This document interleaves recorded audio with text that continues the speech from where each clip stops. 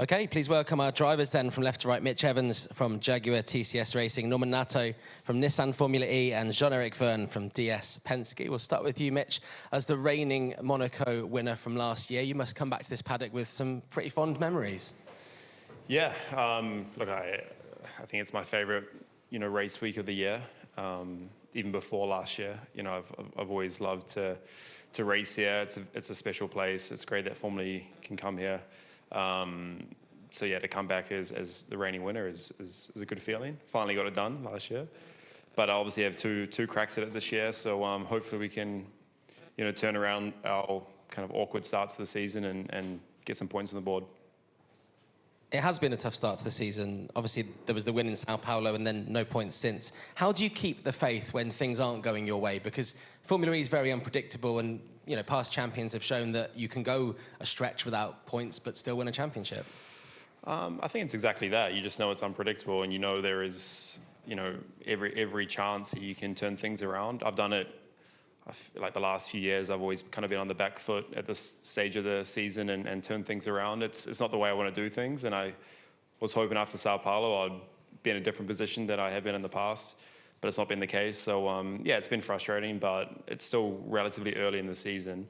So yeah, we know we've got work to do from a pure performance point of view, but obviously, yeah, just trying to get some big points on the board now is getting to a critical time. How do you approach this race differently now the monkey's off your back? And we've seen in the new docu-series Driver that you've wanted to win here for many, many years. Now you've done that. It must be a slightly different mentality.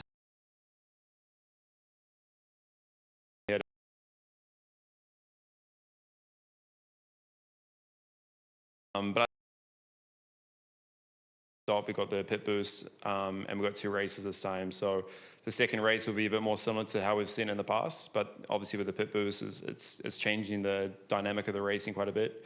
So yeah, it's almost, yeah, we've got all the historical data. Plus with the new attack mode, the strategy does change a lot. So there's bits we can take from the past, but it kind of feels like a small reset. So yeah, I'm looking forward to experience that around here. I think that the races are going to be very, very kind of, yeah, tight, exciting, probably a lot of contact like usual. So, but yeah, I just hope we can turn around our performance and be at the right end of the field.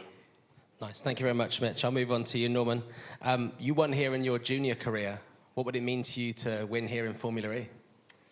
Yeah, obviously, since I come in Monaco in Formula E, it's never been a good one, to be honest. It's been good in the past. Monaco Kart Cup, it's one of the best memories I have in karting, actually. In Monaco, it's my last race in go-kart, and yeah, it's such a nice memory that I have. And then in World Series by Renault, it's also a really strong memory I have to win in Monaco.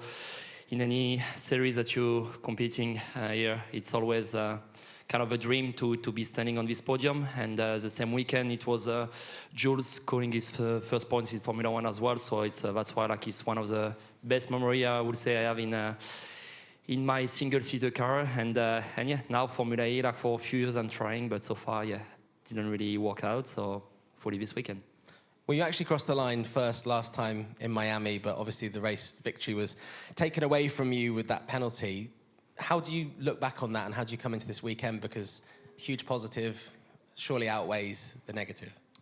Yeah, it's just points that we've lost on the board, but honestly, in terms of performance, I think we did the job all day long with the pole position, and we've been fighting until the line, to cross the line in P1. Yeah, I don't think it's much we could have done differently. It's always easy after the race to say maybe you should have go a bit safer and take the attack. But as Mitch said, now the attack mode is really powerful, and the strategy, the window, the strategy is very, very small. So you can't really go safe anymore. So I would say that honestly, on my point of view, that we did the job. We had a really strong day. So I'm pretty confident that we have a strong package again for this weekend, so we're going to try again, and hopefully I can finally stand in the podium in Monaco. As Mitch mentioned, there is often a lot of contact around here. How do you stay out of trouble around Monaco? What's the key to having a clean race, especially at the start?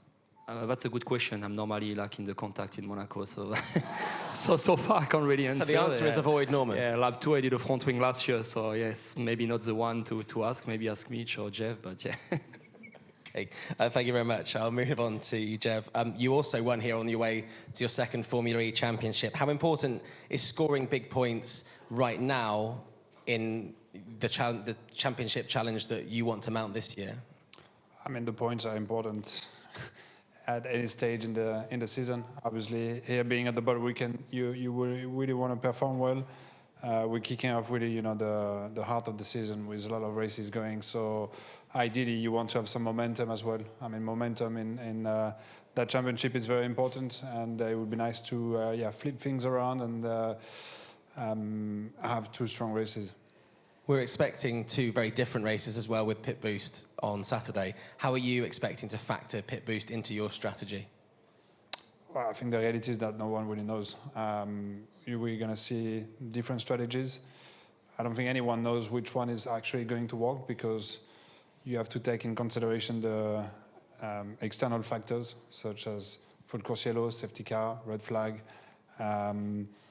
And since we can't really take that into consideration, we don't really know what strategy would work. I mean, as you've seen with Norman, and 3 times also for me this year, going into an attack in the worst possible moment, it's either you get lucky, either you get unlucky. I don't know. I guess we go in the race, try and do the best, stick to the strategy we have, and also being mindful of all the other things that can happen, and being ready to change the plans and hope for the best. We've seen obviously races where qualifying hasn't maybe been as important. Qualifying is always important here at Monaco. Can you just put it into words just how vital it is to get that 1 lap in, and maybe just explain that for me first, and I'll elaborate later. I mean, Monaco is probably a more difficult track to pass. Easier, I think, to lock people, like I've seen last year with the 2 Jags, doing honestly a very good race. But I mean, when you have 2 teammates together playing smart games, it's basically impossible to pass. So in that way, therefore, the whole grid is kind of locked. So maybe you can pass 1 car, then you're going to get past. If you choose the outside, but the outside get a bit stuck, then the guy on the inside passes.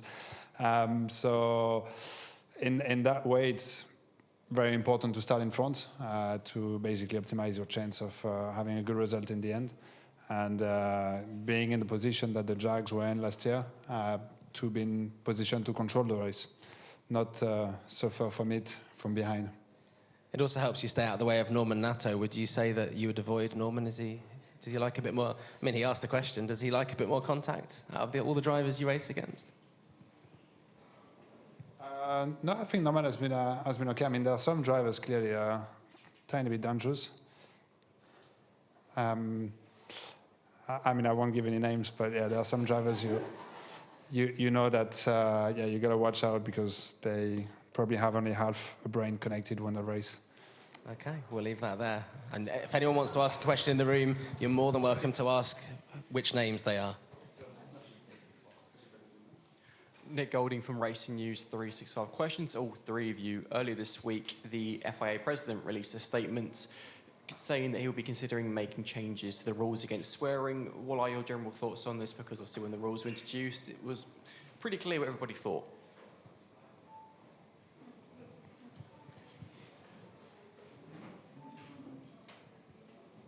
I think it's great. I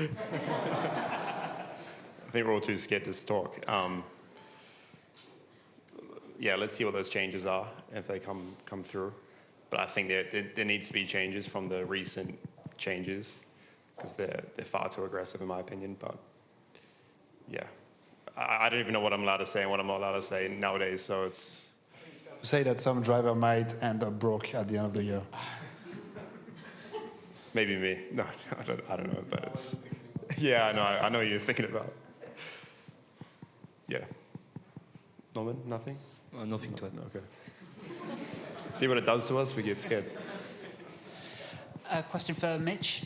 James Barkley said that the team looked quicker in Miami, and you've made progress in understanding the car. What are your expectations going into this weekend in Monaco, please? To be honest, I think we would have liked to make more progress in Miami. It was, we both cars qualified outside the duels, and in the races, it was okay, but nothing to what we're used to. So we've got work to do for sure. We're definitely on the back foot compared to where we have been in the last couple of years and where we should be. So there's still quite a bit to be done to bridge the gap to the Porsche and also to the Nissan and some of the other guys. So we're still trying to understand the tire and our new car, but for sure we've got some pace to find both in over one lap, but especially in the race, I would say. Any more questions? You can go again if you want, Nick. So a nicer one this time. Again, question to all three of you though. Sunday's weather, depending on where you look, some places saying rain, some saying not. In regard to the current tyres, there was a lot of negative feedback after the Mexico practice session. What are your thoughts on these current tyres in the wet, and are they suitable for these cars?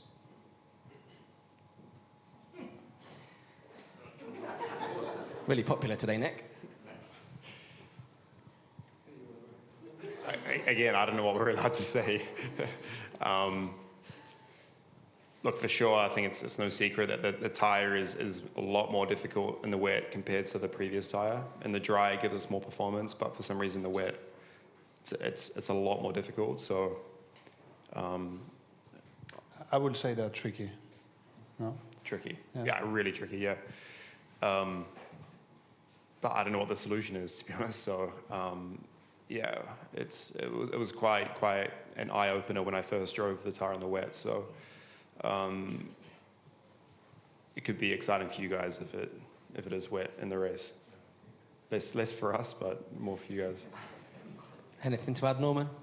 Still nothing to add. There we go. The problem is Mitch is too good. It's always good feedback. So Of course. I believe the word then is fini.